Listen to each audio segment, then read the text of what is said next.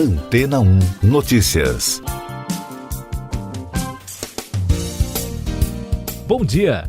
Operários que trabalham nas obras de reconstrução da Catedral de Notre-Dame, que sofreu um grande incêndio em 2019 na capital francesa, encontraram durante as escavações no local para a construção de um andaime uma série de objetos e um em especial chamou a atenção do mundo da arqueologia, um sarcófago feito de chumbo.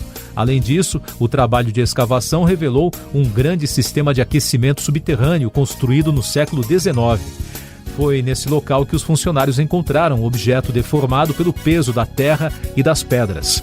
Segundo as últimas informações da imprensa francesa, até agora, os arqueólogos conseguiram introduzir uma mini-câmera dentro do sarcófago de chumbo e conseguiram ver pedaços de tecido, cabelo e uma almofada de folhas por cima de uma cabeça, numa situação que aparenta um estado de conservação muito bom, segundo a equipe que analisa a peça. Por enquanto, não se sabe de quem poderia ser o corpo, embora todo o cenário descoberto indique que se trata de um personagem importante.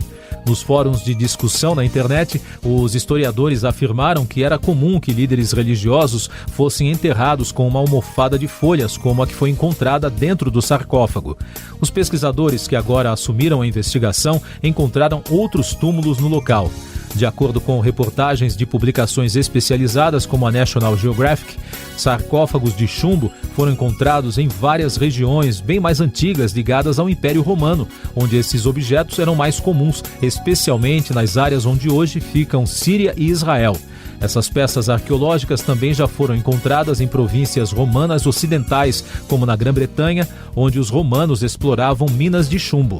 Segundo os registros dos pesquisadores, os caixões de chumbo encontrados em toda a Europa abrigavam soldados, membros de elite do cristianismo e até mulheres gladiadoras. No entanto, sabe-se que o sarcófago encontrado agora não é do Império Romano, é da Idade Média. Essas investigações terão grande importância para as pesquisas arqueológicas e para a história da humanidade. E daqui a pouco você vai ouvir no podcast Antena 1 Notícias. Bolsonaro define ministros que deixarão o governo para a disputa nas eleições. O uso de máscara deixa de ser obrigatório em São Paulo. Aumento de casos preocupa Europa e Ásia. Biden volta a subir o tom contra Vladimir Putin e chama o presidente russo de ditador assassino.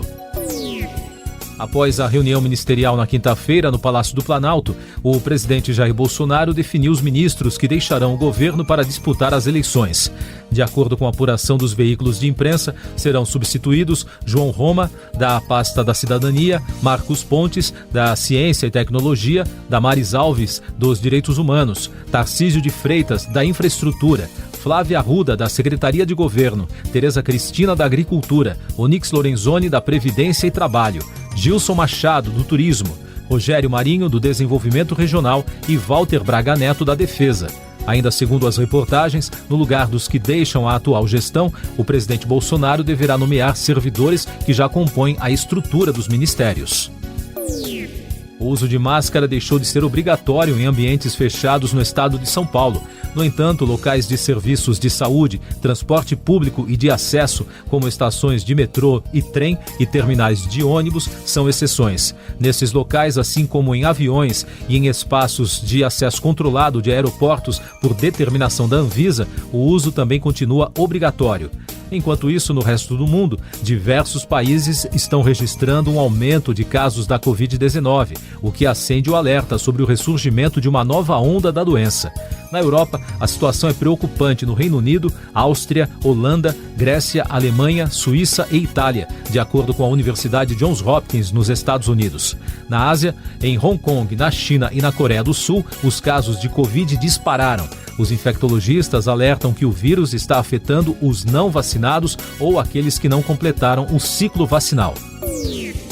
O presidente dos Estados Unidos, Joe Biden, voltou a subir o tom contra o presidente russo Vladimir Putin um dia depois de chamá-lo de criminoso de guerra pela invasão à Ucrânia. Em um evento no Capitólio, Biden disse que Putin é um ditador assassino e um puro bandido. O porta-voz do Kremlin, Dmitry Peskov, disse que a fala do americano é uma retórica inaceitável e imperdoável. Peskov também se dirigiu ao povo russo. Ele afirmou que o país precisa passar por uma autopurificação para se livrar de traidores contrários à guerra na Ucrânia. A declaração foi recebida com preocupação por aqueles que temem o endurecimento do controle do povo pelo governo russo. Essas e outras notícias você ouve aqui na Antena 1. Oferecimento Água Rocha Branca. Eu sou João Carlos Santana e você está ouvindo o podcast Antena 1 Notícias. O ex-juiz Sérgio Moro, candidato à presidência da República pelo Podemos, foi o centro do noticiário jurídico na quinta-feira. No Supremo Tribunal Federal, a Corte decidiu por 6-4 reverter uma decisão do Superior Tribunal de Justiça que havia invalidado grampos telefônicos obtidos em uma investigação conduzida pelo ex-juiz no início dos anos 2000 no Paraná. O voto decisivo para o desfecho do julgamento foi o do ministro André Mendonça, que mudou de posição depois de considerar que as escutas não tinham fundamentação. E o subprocurador-geral do Ministério Público junto ao Tribunal de Contas da União, Lucas Rocha Furtado, entrou com uma representação contra o ex-ministro da Justiça. A ação pede investigação sobre eventuais problemas econômicos e impactos financeiros negativos para o país decorrentes de julgamentos sentenciados por Moro que foram posteriormente anulados no âmbito da Operação Lava Jato. A Polícia Federal também foi destaque em todos os portais de notícias na quinta-feira, isso porque o novo diretor-geral da PF, Márcio Nunes de Oliveira, trocou o comando da Diretoria de Investigação e Combate à Corrupção, considerado o setor de maior repercussão da hierarquia da polícia. A nomeação de Caio Rodrigo Pelim no lugar de Luiz Flávio Zampronha foi publicada no Diário Oficial da União. O departamento organiza as diligências que apuram fake news, o financiamento de atos antidemocráticos e parlamentares suspeitos de desvio de dinheiro público.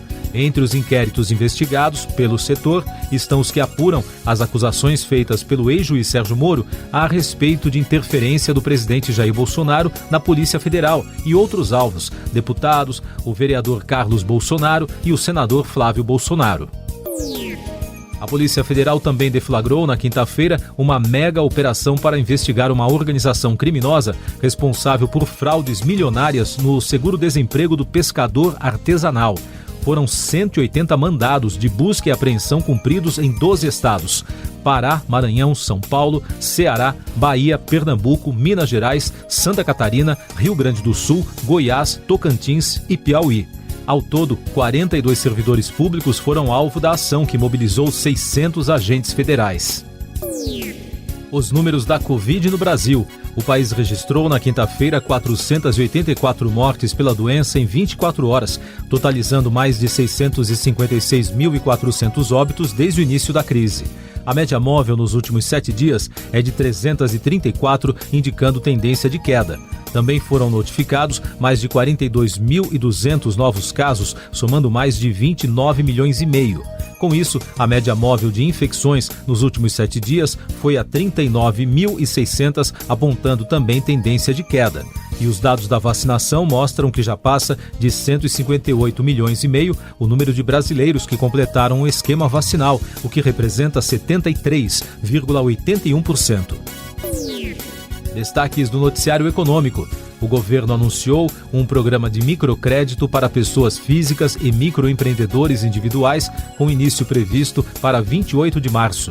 Segundo o presidente da Caixa Econômica Federal, Pedro Guimarães, para as pessoas físicas será emprestado um valor de até R$1.000 com taxa de juros de 1,95% ao mês, inclusive para negativados. E para os MEIs, o empréstimo poderá chegar a até R$3.000, com taxa de juros a partir de 1,99% ao mês.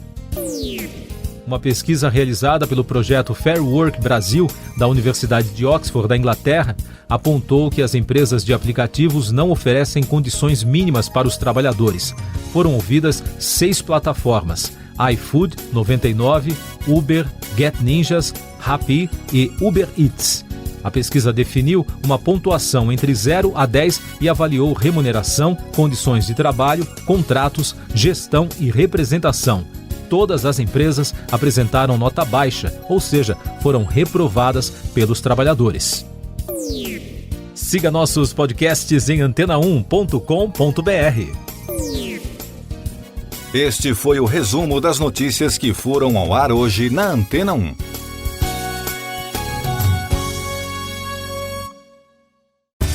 Depois de tanto conteúdo legal, que tal se hidratar com água Rocha Branca?